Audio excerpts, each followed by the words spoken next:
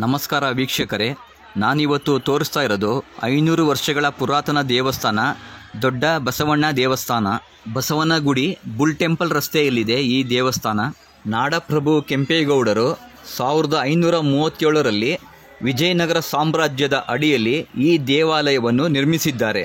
ಈ ನಂದಿ ಮೂರ್ತಿಯು 15 ಅಡಿ ಎತ್ತರವಿದ್ದು 20 ಅಡಿ ಉದ್ದವಿದೆ. ಇಲ್ಲಿ ಪ್ರತಿ ವರ್ಷ ಕಾರ್ತಿಕ ಮಾಸ ಕೊನೆ ಸೋಮವಾರ 4 ದಿನ ಕಡಲೆಕಾಯಿ ಪರಿಷೆ ನಡೆಯುತ್ತೆ. ಆಗ ಕಡಲೆಕಾಯಿ ಮಾರೋರು ಹಾಗೂ ಭಕ್ತರು ಇಲ್ಲಿ ಹೆಚ್ಚಾಗಿ ಸೇರ್ತಾರೆ. ಇಲ್ಲಿ ಕಡಲೆಕಾಯಿ ಪರಿಷೆ ನಡೆಯೋಕ್ಕೆ ಒಂದು ಐತಿಹ್ಯ ಇದೆ. ಬಸವಣ್ಣ ದೇವಸ್ಥಾನ ಇರೋ ಸ್ಥಳ ಹಿಂದೆ ಸುಂಕೇನಹಳ್ಳಿ ಅಂತ ಹೆಸರಾಗಿತ್ತು. ಇಲ್ಲಿ ಹೊಲ ಗದ್ದೆಗಳು ಇದ್ವು. ರೈತಾಪಿ ವರ್ಗದ ಜನರು ಇಲ್ಲಿ ವಾಸ ಮಾಡ್ತಾ ಇದ್ರು. ಇವರು ಪ್ರಧಾನವಾಗಿ ತಮ್ಮ ಹೊಲಗಳಲ್ಲಿ ಕಡಲೆಕಾಯಿ ಬೆಳೀತಿದ್ರು. ಸರ್ವರಿಗೂ ಸಮಪಾಲು, ಸರ್ವರದು ಸಹಬಾಳ್ವೆ ಅಂತ ಬದುಕ್ತಿದ್ರು ಈ ರೈತರು. ಕಡಲೆಕಾಯಿ ಫಸಲು ಬರುವ ಕಾರ್ತಿಕದಲ್ಲಿ ತಾವು ಬೆಳೆದ ಕಡಲೆಕಾಯಿಯನ್ನು ರಾಶಿ ಮಾಡಿ ಕಣದ ಪೂಜೆ ಮಾಡಿ ಮಾರನೇ ದಿನ ಸಮನಾಗಿ ಹಂಚ್ಕೊಳ್ತಾ ಇದ್ರು. ಒಮ್ಮೆ ಹೀಗೆ ಕಣ ಮಾಡಿದ್ದ ಸಂದರ್ಭದಲ್ಲಿ ಗೂಳಿಯೊಂದು ಬಂದು ರಾಶಿ ರಾಶಿ ಕಡಲೆಕಾಯಿ ತಿಂದು ಹೋಗಿತ್ತಂತೆ. ಈ ಬಸವನ ಕಾಟ ತಾಳಲಾರದೆ ರೈತರು ಒಂದಿನ ರಾತ್ರಿ ಇಡೀ ಕಾದು ಕೂತಿದ್ರಂತೆ ಬಡಿಗೆ ಹಿಡಿದು ಬಸವನ ಬಡಿಯೋಕೆ. ನಿರೀಕ್ಷೆಯಂತೆ ಬಸವ ಬಂದು ಕಡಲೆಕಾಯಿ ತಿನ್ನೋದನ್ನು ನೋಡಿ ಕೋಪಗೊಂಡ ರೈತರು ತಾವು ತಂದಿದ್ದ ಬಡಿಗೆ ಹಿಡಿದು ಬಸವನನ್ನು ಅಟ್ಟಿಸಿಕೊಂಡು ಹೋದ್ರಂತೆ. ಆಗ ರೈತರ ಹೊಡೆತ ತಪ್ಪಿಸಿಕೊಳ್ಳೋಕೆ ಓಡಿದ ಬಸವ ಸುಂಕೇನಹಳ್ಳಿಯಿಂದ ಸ್ವಲ್ಪ ದೂರ ಓಡಿಬಂದು ಗುಡ್ಡ ಏರಿ ಕಲ್ಲಾದನಂತೆ. ಈ ಸೋಜಿಗವನ್ನು ಕಣ್ಣಾರೆ ಕಂಡ ರೈತರಿಗೆ ಇದು ಸಾಮಾನ್ಯ ಗೂಳಿಯಲ್ಲ, ಶಿವನ ವಾಹನ ನಂದಿ ಎಂಬ ಸತ್ಯ ತಿಳಿತಂತೆ. ಕೈಲಾಸದಿಂದ ಧರೆಗಿಳಿದು ಬಂದ ನಂದಿಕೇಶ್ವರನನ್ನೇ ಹೊಡೆದು ಎಂಥ ತಪ್ಪು ಮಾಡಿದೀವಂತ ಮರುಗಿದ್ರಂತೆ.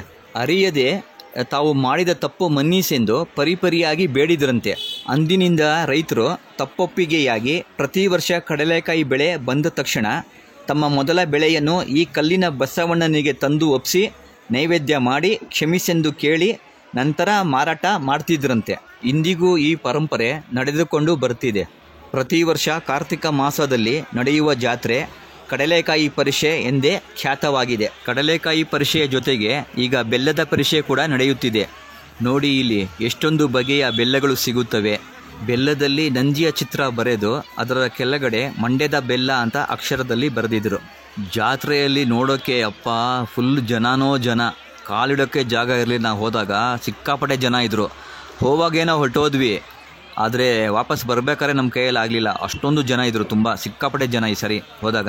ದೊಡ್ಡ ಬಸವಣ್ಣ ದರ್ಶನ ಏನೋ ಆಯಿತು ನಮಗೆ, ಆದರೆ ದೊಡ್ಡ ಗಣಪತಿ ದರ್ಶನ ಮಾಡೋಕ್ಕೆ ಆಗಲಿಲ್ಲ, ಅಷ್ಟೊಂದು ಜನ ಇದ್ದರು. ನಾನು ಒಳಗಡೆ ಹೋಗಿ ವಿಡಿಯೋ ಮಾಡೋಣ ಅಂತ ಅಂದ್ಕೊಂಡಿದ್ದೆ, ಆದರೆ ಮಾಡೋಕ್ಕೆ ಆಗಲಿಲ್ಲ. ಹೊರಗಡೆ ನಿಂತು ವಿಡಿಯೋ ಮಾಡಿದೆ ಅಷ್ಟೇ ಸ್ವಲ್ಪ. ಈ ಸಾರಿ ಜನ ಸಾಗರವೇ ತುಂಬಿತ್ತು.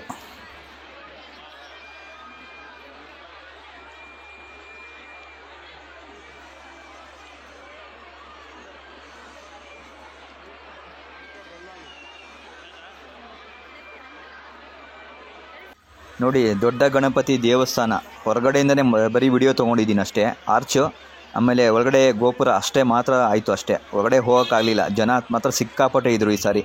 ಈ ದೇವಸ್ಥಾನದ ಮುಂದೆ ಎಕ್ಸಿಬಿಷನ್ ಹಾಕಿದ್ರು ಮಕ್ಕಳಿಗೆ ಆಟ ಆಡೋಕ್ಕೆ.